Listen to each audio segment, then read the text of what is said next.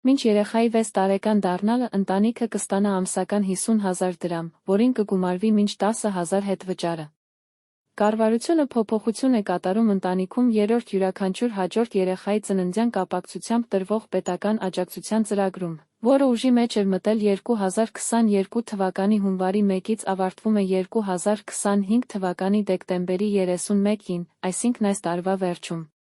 Այս մասին այսօր նոյեմբերի 29 կառավարության նիստում հայտարարեց աշխատանքի սոցիալական հարցերի նախարար Արսեն Թորոսյանը։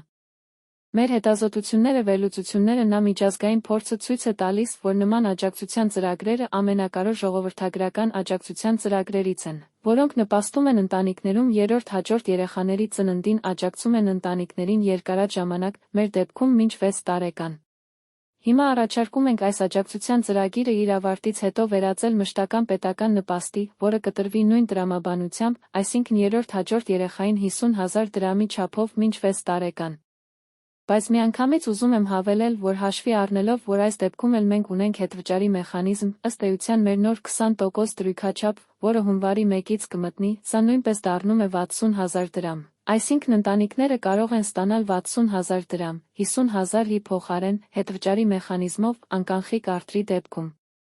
6 տարում գումարային մեկ երեխային տրվող նպաստի չափը մոտավորապես կազմում է 4,320,000 դրամ, ասաց նա։ Նախարարը տեղեկացրեց, որ այս ծրագրով վերջին տվյալներով հոկտեմբերի դրությամբ արդեն աջակցություն ստանում է 38,816 երեխա։ Մենք մինչ օրս ծախսել ենք սրա վրա 51 միլիարդ 840 միլիոն դրամ։ Սա բավական լայնածավալ, բավական մասշտաբային ծրագիր է առաջարկում ենք այն դարձնել մշտական։